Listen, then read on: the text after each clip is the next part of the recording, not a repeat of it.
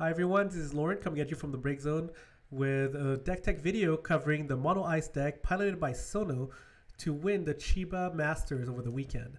As a general reminder, we're still running the giveaway for with the lightning sleeves, and when we hit 400 subscribers, we will be picking a winner at random. And if you're not from the United States, do not worry about it. You can still subscribe, and I will still send you those cards wherever you may be. So let's go over this deck, starting off with Sarah. So she's a 3-drop 6k, so she's a little bit under curve, but her ability actually makes her more like a technical 1-drop 6k, because when she enters the field, your opponent discards 1 card from his or her hand. Goes really well with the theme of this deck, which is to force your opponent to discard cards. And with all the dull and freeze effect that this deck has, you might be able to sneak in a couple points of damage with her. Next up, we've got Vane. He's on curve, 4-drop 8k, and he's really there to deal with opposing forwards that are 5 cost or above. If they play something that's problematic to you, play a Vane, and after that, it'll just dull and not reactivate for the rest of the game unless they deal with Vane. He also has that special Force of Will, discard a copy of himself to ICP, freeze all forwards opponent controls. That could be relevant in terms of working really well with, let's say, Rinoa or all your other dull effects such as Shiva, and sometimes being able to dull and freeze opposing forwards might just lock him out of the game and let you finish it. Next up, we've got Rinoa. She's on curve at 3-drop 7k. Keep in mind there's no other Final Fantasy 8 forwards in this deck to give her that plus 1000 power boost, but mostly you use her for her other ability that when she is put from the field into the break zone, dull all the forward opponent controls. So whether she's on attack or defense, she's very relevant. So if you have a couple of forwards out and attack with Rinoa, if they block, your other forwards would be able to attack and deal damage. And if they don't block, then she's a technical unblockable. On defense, if you block with her and she breaks, it will really set you up for the following turn where you're able to attack with all the remaining forwards. She also has that special Wishing Star for discarding a copy of herself, 1 ICP and dull. Choose 1 forward and 1 backup to dull and freeze them. So sometimes that's really relevant with opponents that might have backups that are really problematic to you, because otherwise I would think that Rinoa would be better used in combat than she would be used for her special. Next up, we've got Kudrya, who's also on curve, 3-drop 7k. With the abilities of when Kudrya attacks, choose 1 forward, you may pay 1 colorless. If you do so, dull it. When Kudrya attacks, choose 1 forward, you may pay 1 ICP. If you do so, freeze it. I usually like him more as a finisher, and I definitely agree that with the creator of this deck that perhaps 1 copy is enough for him. When you come into mid-late game and you have 1 really problematic forward, using Kudrya, you can definitely dull and freeze them. Otherwise, he's mostly very useful when your opponent does not have many forwards that he can block with. But the fact that if you have him too early on in your game, if you keep paying that 1 colorless or that 1 ICP in order to get the most out of his abilities, you might set yourself back. So you got to be careful if you use him too early. But late game, he can definitely close it out for you. Next up, we've got Genesis. He's a little bit on the curve at 4-drop 7k, but people still love him, and for all the right reasons. So when he enters the field, choose 1 forward opponent controls, dull and freeze it. And when Genesis deals damage to your opponent discards 1 card from his or her hand. So goes perfectly with the theme of this deck, which is to dull, freeze, and discard. He's been a staple since Opus 3, and I would definitely recommend using him. Love the card. Next up, we've got Setzer, 5-drop 7k. He's a little bit under curve, but the fact that when he enters the field, you may search for 1 category 6 character and add it to your hand, makes him a technical 3-drop 7k.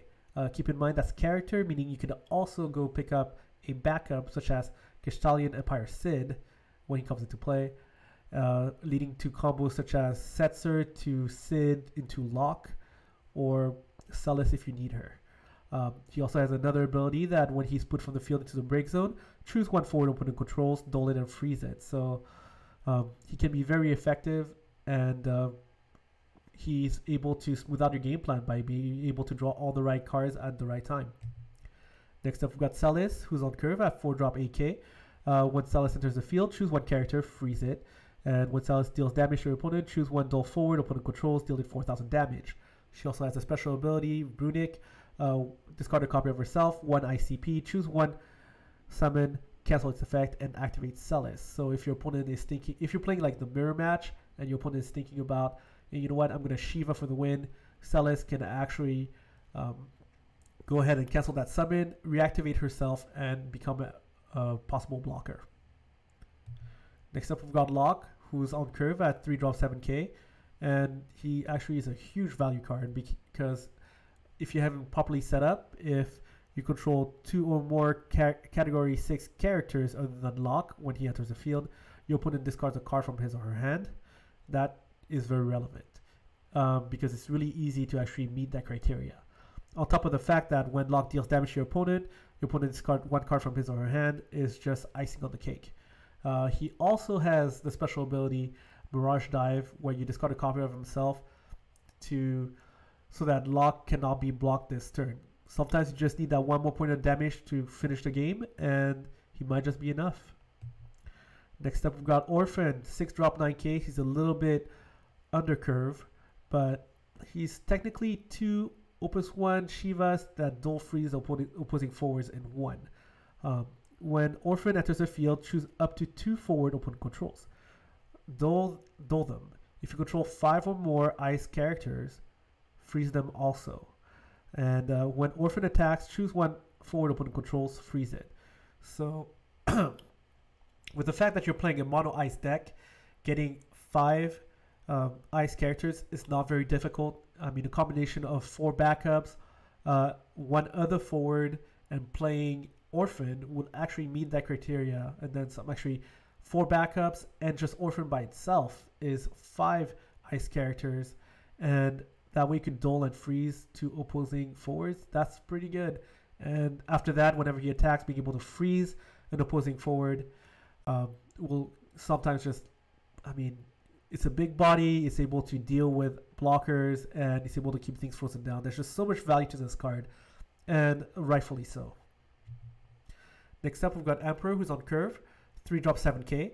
When the Emperor enters the field, you may pay 1 colorless. If you do so, your opponent discards 1 card from his or her hand. When your opponent draws a card outside of his or her draw phase, choose 1 forward, opponent controls, dole it, and freeze it.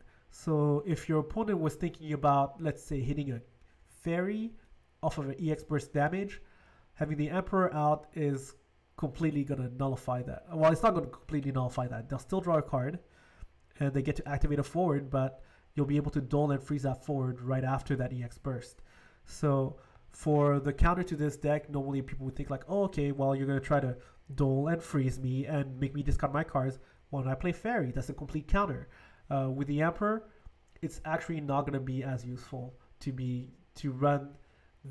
It's not going to be as effective to run that counter strategy, being that the Emperor is going to shut that down. Next up, we've got Zaid, 5-drop 9k. He's on curve. When Zaid is dealt damage by a character, that character's controller discards a card from his or her hand. 1 ICP, Zaid gains plus 1000 power until the end of the turn. So you can actually get Zaid to go over larger forwards, but also whenever he's dealt damage by a character, meaning whether it's a forward, a monster, or a backup, you're going to force your opponent to discard cards from his or her hand. So that can actually really help you out as well. He's kind of difficult to deal with, so even Al Cid would not be ideal to play against Zaid, unless you really your opponent is willing to actually discard the whole hand to do it. Next up, we've got Thaumaturge. Really hard to pronounce that one, so it took me some practice. 2-drop 1k below curve, but when Thaumaturge enters the field, your opponent discards 1 card from his or her hand. And if your opponent has 2 cards or less in his or her hand, Thaumaturge gains plus 4000 power. So it seems that he's taken the spot from Argith, which was 2 ICP for a 3000 power forward that whenever he enters the field, discard a card from your opponent, or your opponent discards 1 card from his or her hand. Thaumaturge takes that spot because it can actually become larger than 3000 power, but also the fact that most things that could have dealt with Argith could also deal with, or most things that could deal with Thaumaturge that's currently played in the meta could also deal with Argith. So, I mean, why not get a guy that can be slightly larger? Last but not least, for the forwards, Shadow Lord at 4-drop AK, he's on curve, and he has Brave. And when Shadow Lord enters the field, break all forwards of cost 2 or less. When a forward opponent controls is put from the field into the break zone, choose 1 forward opponent controls, deal it 2000 damage. I would usually not think much of this card, except if you're worried about the occasional, what's it called, Golbez package. And he definitely just wrecks Golbez's game plan. And if your opponent if you expect the meta to have a lot of 2 CP forwards, he can be actually quite relevant. And the fact that he's on curve and has Brave, that's just all gravy. Next up, we've got Shiva. 2 cost, choose up to 2 forward opponent controls, dull them. I can't say how many games were won or lost by a Shiva, and there's definitely a good reason why you want 3 of her in an ice deck. And then we have Solare, the Death Seraph, at 4 CP. Break all the dull forward of cost 2, 3, 5, 7, 11, and 13 opponent controls. So if your opponent is running the Golbez package, once they start attacking, even before the attackers actually deal the damage, you can play your Solare and just break whatever forwards with those proper costs are dull at the moment. Okay, moving on to backups. We've got Bard at 2 ICP with the ability to pay 1 ICP and dull and put Bard into the break zone. Your opponent discards 1 card from his or her hand. Keep in mind you can do that during your opponent's turn, but I mean the fact that it's a 2-drop with an effect that could be used and you can break it to make room for other backups mid to late game, that's just all good. And it definitely fits, like I mentioned so many times already, the theme of the deck, which is to make your opponent discard the cards. Next up, we've got Devout at 4 cost with the ability to dull and put Devout to the break zone. Choose 1 forward of cost 4 or less from your break zone. Play it onto the field. You can only use this ability during your turn. So anytime during your turn, you can use it. And you can also get any forwards of any element of cost 4 or less, meaning Shadow Lord is actually included in that. I believe that the only forwards that you can't get from cracking a Devout would be Setzer, Orphan, and Zain. So if you need to dull free something and Genesis is not currently in play, go ahead, crack a Devout, and get Genesis to dull freeze that guy and go for the win. Next up, we've got Duke Larg. 3 cost. The ice forwards you control gain plus 1000 power. So this is a mono ice deck. You have to have a very good reason not to play like at least 2 of him, and 3 of them is in expectations, I would say, to the mirror matchup, because whoever gets the plus 1000 power backup first, if your opponent can't reply with their own, all your forwards are larger than theirs and able to just go in with impunity. So I would definitely say 2 or 3 of them, and 3 of them here is definitely a sign that the deck was expecting to face the mirror every once in a while. Next up, we've got Jill Nabat, a 2-drop with an EX burst. She's just amazing, been a staple since +1. When Jill enters the field, choose up to 2 forwards, freeze them. And the special is Sadistic Surge. Discard a copy of herself, 1 ICP and dull, choose 1 forward, dull it, and freeze it. So if somebody's getting too aggressive on you, flipping a Jill Nabat off the top can be just a huge swing in momentum. Or sometimes you save her for a mid-late game and you put her down after you dull their forwards with, let's say, Kudrya or Shiva, and that's just going to lock them down 1 extra turn. Or if you really want to, go ahead and use that special to just finish things off. Next up, we've got Gestalian Empire Sid. For 3 drops, he's technically a 1-drop because when he enters the field, you may search for 1 category 6 forward and add it to your hand. So he's part of that whole Setzer Locke package. And even if you want to, even Celis, and meeting the criteria for that two Final Fantasy VI characters for Locke can be really good.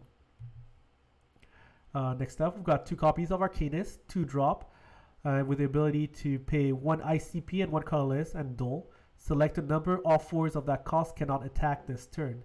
Not really familiar with this card, but perhaps it's good. I mean, I think in terms of resource denial, you'll be able to force your opponent to play some of the cheaper 4s of their deck with all the discard and the dull and freezes and all that stuff. So they actually might just be stuck with mostly 3 drops and calling 3 and using Arcanist to keep him from attacking might just save you a couple turns. Last but not least, a card that I was not expecting to make a huge splash in the meta, but hey, 3 of and in a game-winning, in a tournament-winning deck list, that's, hey, I'm glad to be proven wrong. So Edward has 3-drop Ice backup. When Edward enters the field, your opponent discards 1 card from his or her hand. So he's technically a 1-drop. And Silent Verse is his special. Discard a copy from himself. Dull, choose 1 summon, cancel its effect. So Edward along with Celis, I mean, you have a lot of ways to cancel summons that way. And I mean, the fact that he's technically a 1-drop, well, not effectively in your hand, but by discarding your forcing your opponent to discard cards, can actually really just set you up with all your other cards and just go for the win. And sometimes some decks really rely on their summons to save them, but seeing a Edward active against me would actually just might force me into uncomfortable positions where I play I play a summon to hopefully save me the game, and Edward just shuts it down. So hopefully you enjoyed this video. As a reminder again, lightning sleeves, so sub for that.